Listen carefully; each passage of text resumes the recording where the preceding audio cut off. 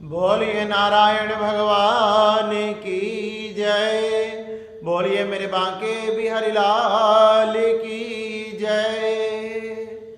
मैं विशाल शर्मा आपके सामने आज हम मोक्षदा एकादशी की कथा के बारे में कहने जा रहे हैं कि किस प्रकार से मोक्षदा एकादशी की जाती है और किस प्रकार से इसकी कथा है।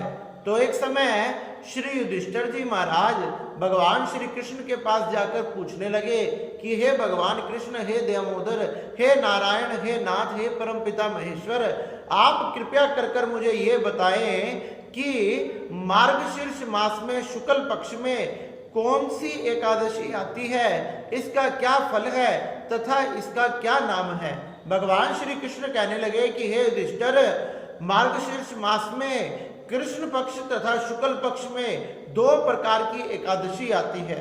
मैंने तुम्हें बताया था कि मार्गशीर्ष मास में कृष्ण पक्ष में उत्पन्ना नाम की एकादशी आती है, जिसने मेरे शरीर से प्रकट होकर मूर दैत्य को मारा था और मैंने उस एकादशी को अनेक प्रकार के वरदान दिए थे, जिससे वह सदा सदा के लिए मेरी प्रिय हो गई। इसलिए जो वैष्णव एकादशी का व्रत करते हैं उसके जन्म जन्मांतर के पाप नष्ट हो जाते हैं। मार्गशीर्ष मास में शुक्ल पक्ष में मोक्षदा नाम की एकादशी आती है, कृष्ण पक्ष में उत्पन्ना एकादशी और शुक्ल पक्ष में आने वाली एकादशी को मोक्षदा एकादशी कहा जाता है। इसके नाम से ही स्पष्ट हो रहा है मोक्षदा यानी कि मोक्ष देने वाली। ये हमें हमारे पूर्वजों को, हमारे पितरों को, हमारे परिवार को मोक्ष प्रदान करती है। समस्त प्रकार के जन्म जन्मांतर के, युगों युगांतर के, कल्प कल्पांतर के पापों को नष्ट करते हुए ये सभी पापों को नष्ट करके उन्हें वैकुंठ धाम प्रदान करती है। तो भगवान श्री कृष्ण श्री युधिष्ठिर जी महाराज से इस प्रकार से कहने लगे। युधिष्ठिर जी महाराज कहने लगे, क्या किसी ने इस एकादशी का व्रत किया और धारण करने के बाद किस प्रकार से उसको इस फल की प्राप्ति हुई, यही मैं आपसे सुनना चाहता हूँ। भगवान श्री कृष्ण कहने लगे, एक समय की बात है, एक समय चंपक नाम की नगरी थी। उसमें बेखानस नाम का एक राजा राज किया करता था। वह पूरा धर्म पूर्वक चला करता था। धर्म करना, यज्ञ करना, इस प्रकार से समस्त प्रजा की अपने पुत्र तथा परिवार की तरह रक्षा किया करता था। एक समय क्या हुआ, एक समय जब वह राजा रात्रि में शयन कर रहा था, शयन करते हुए राजा को स्वप्न में अपने मृत पिता की दुर्दशा दिखाई दी। उसको दिखाई दिया कि जो मेरे पिता जिनकी मृत्यु हो चुकी है वो अधोगति में पड़े हुए हैं, वह नरक में पड़े हुए हैं, अनेक प्रकार के कष्टों को भोग रहे हैं। इस प्रकार से राजा ने जब अपने पिता को देखा तो वह घबरा गया और घबराने के बाद उसकी आंख खुल गई। जब वह सुबह उठा, सुबह उठने के बाद जब वह सभा में गया तो सभा में आज उसने सभी ब्राह्मणों को बुलाया।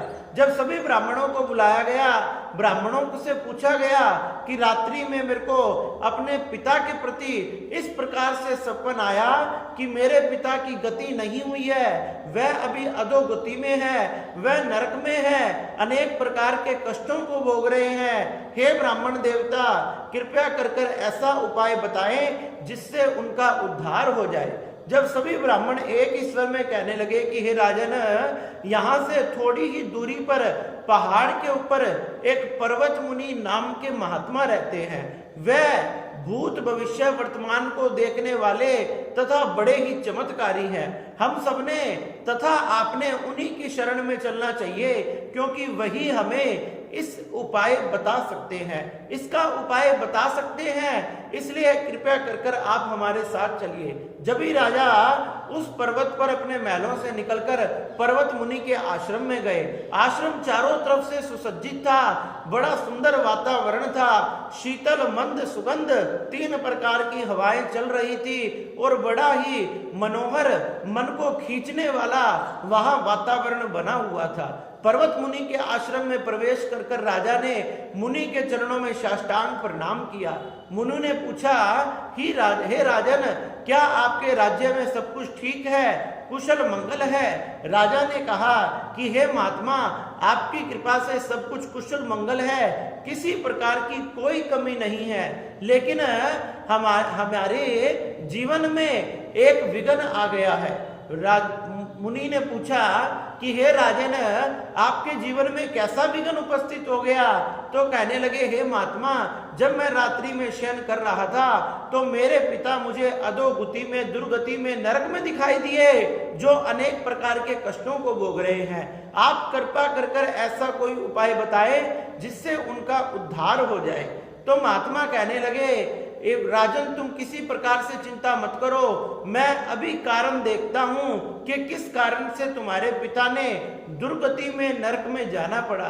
जब ये महात्मा ने अपने नेत्र बंद किए, नेत्र बंद करके विचार किया और नेत्र खोलने के बाद कहने लगे, हे राजन, आपके पिता ने पूर्व जन्म में पाप किया था। आपके पिता ने किसी स्त्री के मना करने के बावजूद भी उसको रति दान दिया था, और एक स्त्री जो उनको रति दान मांग रही थी उसको दान नहीं दिया था। इसी अपराध के कारण, स्त्री के अपराध के कारण उनकी दुर्गति हुई। उन्होंने नरक की यातनाओं को भोगना पड़ रहा है, और नरक की यातना ही नहीं, यमराज के दूत उन्हें अनेक प्रकार के कष्ट दे रहे हैं। महात्मा ने जैसे ही ये कहा, राजा की आंखों में आंसू आ गए। राजा का अंग अंग कांपने लगा कि मेरे पिता की इतनी दुर्गति हो रही है। तो वह कहने लगे, हे महात्मा, कृपया कर कर आप ही उपाय बताएं, किस उपाय से मेरे जो पिता हैं उनकी मुक्ति हो पाएगी। तो पर्वत मुनि कहने लगे, हे राजन, तुम चिंता मत करो, मार्गशीर्ष मास में शुक्ल पक्ष में मोक्षदा नाम की एकादशी आती है।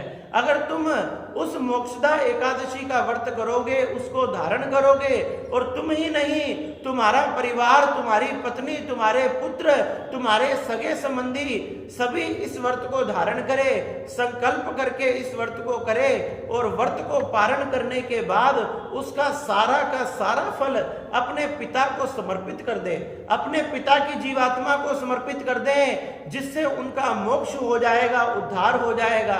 राजा ने मुनि के चरणों में प्रणाम किया, और ऐसा ही किया। जब मार्गशीर्ष मास आया, शुक्ल पक्ष में मोक्षदा नाम की एकादशी आई, तो उस एकादशी में राजा ने संकल्प के साथ अपने पूरे परिवार के साथ इस व्रत को धारण किया, भगवान का कीर्तन किया, भगवान का भजन किया, तथा अंत में एकादशी के व्रत करने के बाद सारा का सारा फल भगवान नारायण की प्रतिमा के सन्मुख खड़े होकर अपने पिताजी को समर्पित कर दिया।